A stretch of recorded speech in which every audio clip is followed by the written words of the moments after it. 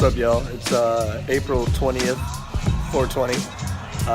I'm at High Seas, as usual, ready for another beautiful day. Sun's out, guns out.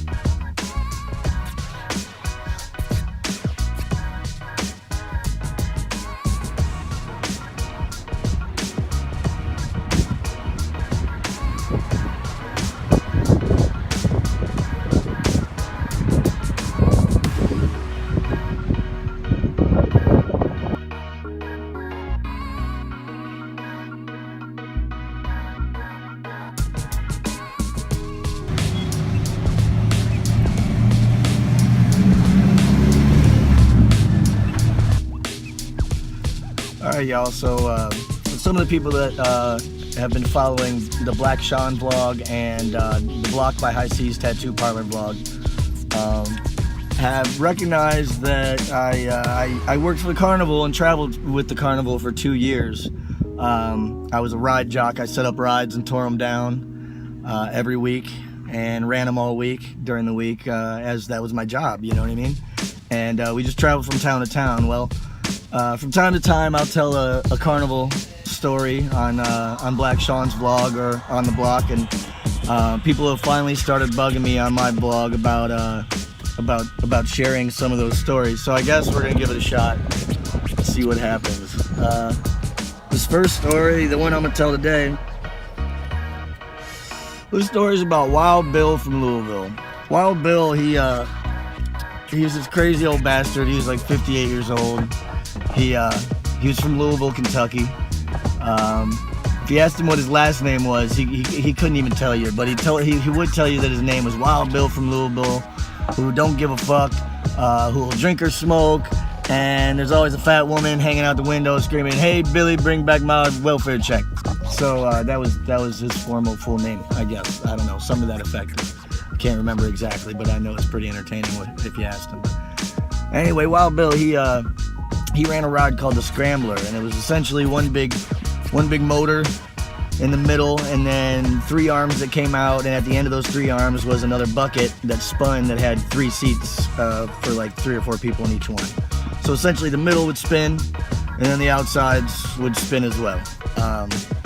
And you know, we were only supposed to run our machines, like say if it was a 1 to 10, we're never supposed to go above like 6.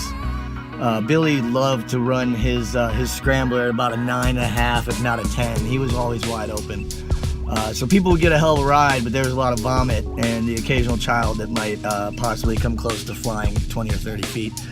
But nonetheless, nobody knew this ride as well as Billy. Billy knew this ride inside and out. He could literally, if the match would stay lit, he could set a match on the edge of a bucket and like just hold a cigarette there, and they would come by and light the cigarette. Like that's how close he could get without looking to the Scrambler, without getting damaged by it. And we were always amazed at how much of a stoner Billy was, and how, you know what I mean, he never got hurt. Everybody would get hurt from time to time, everybody. But Billy always seemed to make it through. But this one time, I was hanging out and I was running my ride, which was a Lupo plane at the time, and Billy's ride was set up right next to me, and I looked over and I see Billy, and he's talking to these 2 young girls, and one of the young ladies has a bikini top on, and let's just say it wasn't holding her breasts in very well. It was more of just kind of covering the nipples, to be exact, which was it definitely had Billy's attention, you know. And I look over and I see Billy, and he's just running the ride and he's talking to these girls, and I'm like, oh yeah, you know, Billy's over there staring at her boobs, no big deal. And less than 10 seconds goes by, and one of the girls says something funny, and Billy starts to laugh, and he takes 1 step back, and that's all it took, man. Old Billy flew about 30 feet, about 30, 35 feet.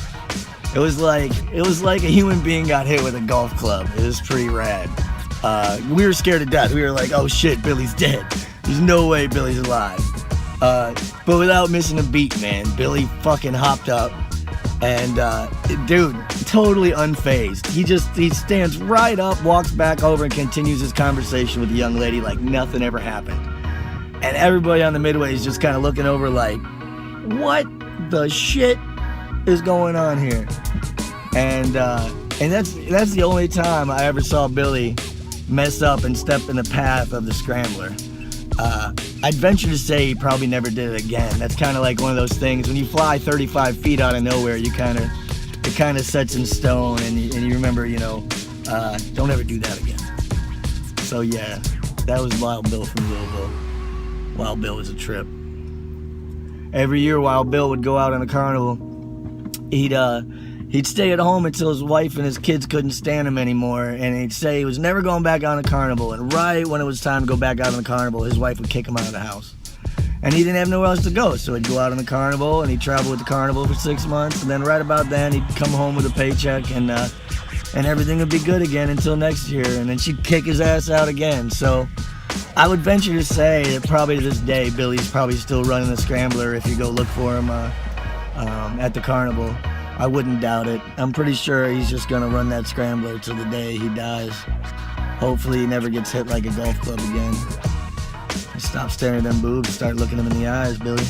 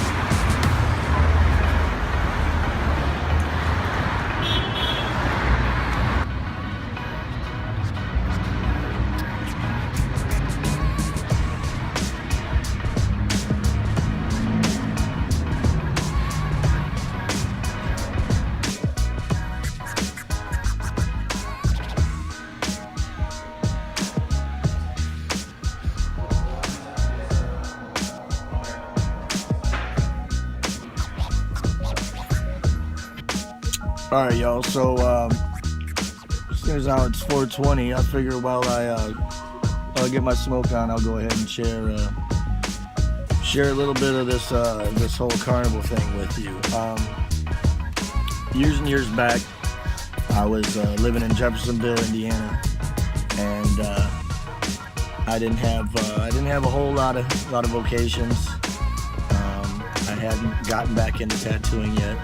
I had actually stopped tattooing for a couple years, and I just really needed a job, and I really needed to get away from the town I was staying in. So I went ahead and went up to this carnival that was visiting town and asked them if they needed some temporary help, and they were like, yeah. So I worked for, I think they were in Jeffersonville for 2 weeks, and I worked for them for those 2 weeks, and at the end of the 2 weeks, they were like, do you want to go travel with us? And I was like, shit, like, yeah, like, why not?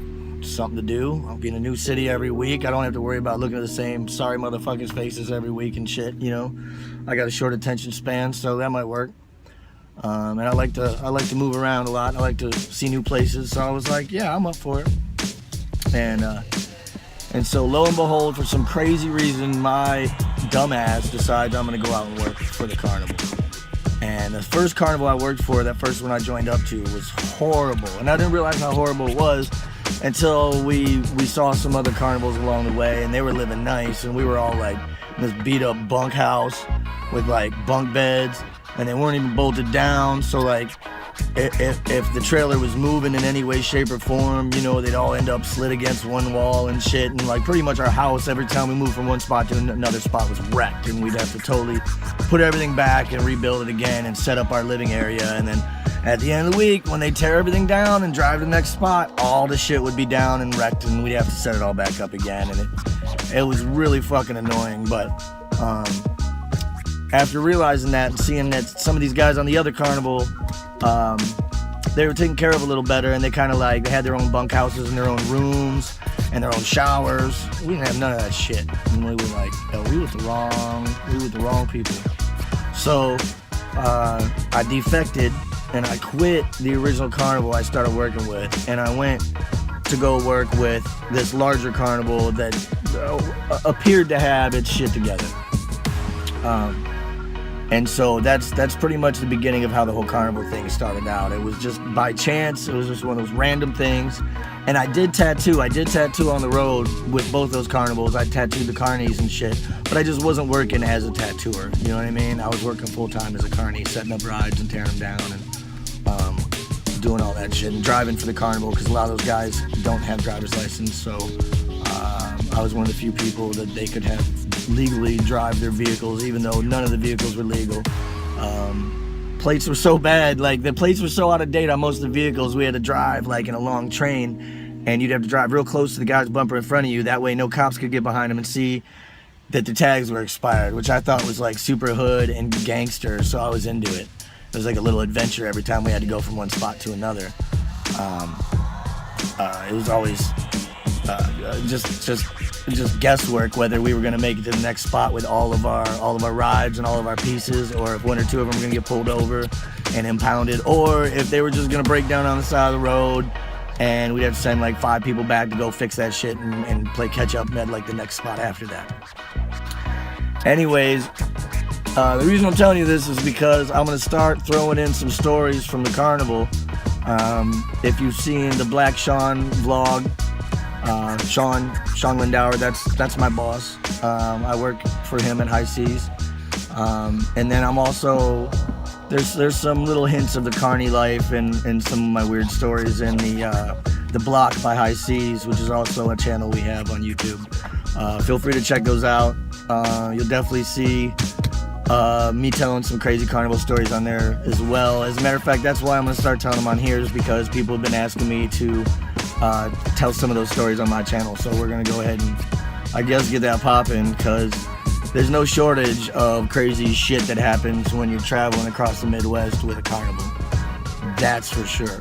So that's a little bit of background of like how I ended up going and working for the carnival. And I ended up working with them for the next like 5 or 6 months till the end of the season. And as the stories go on, I'll explain what happens at the end of the season. And because the carnival can't run all year long, it's in the Midwest, so during those winter months the ground freezes and you have to balance these things so that when you set them up so that they don't tip over or kill somebody or whatnot, and you can't balance shit on frozen ground.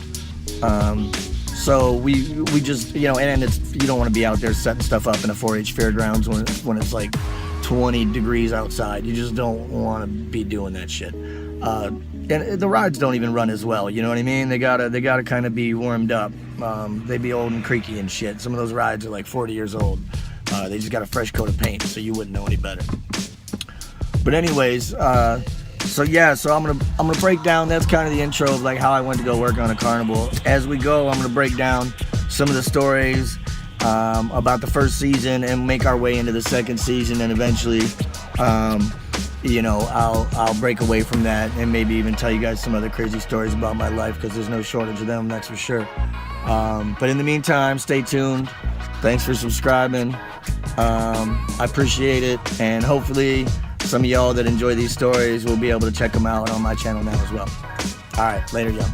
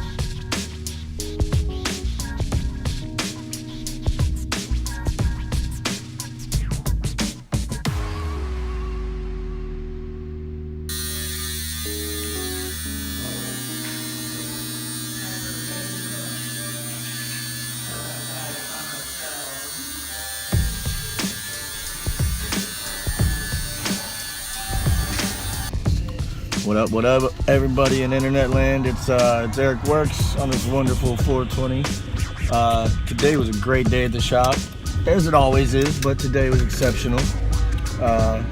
Definitely, there was no shortage of smoking, and got to do a badass wolf tattoo with a dagger going through it, and what else?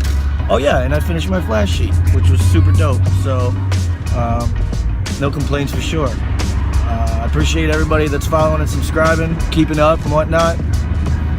Thanks for your support, and I've had a few people come through the shop and say hi that watched the vlog and told me they're digging it, so that's awesome too. If you ever find yourself in Hollywood or in the neighborhood, feel free to stop by, man. It's all good. So I've had people bugging me about this whole Carnival story thing, so I think I'm gonna go ahead and start including some of those, so you guys should watch out. You never know, I might even sneak one in after this. Pay attention, it could happen. Y'all have a good night. I'm on my way home. Try not to get in a car wreck. Peace and chicken grease, internet land. I'm out.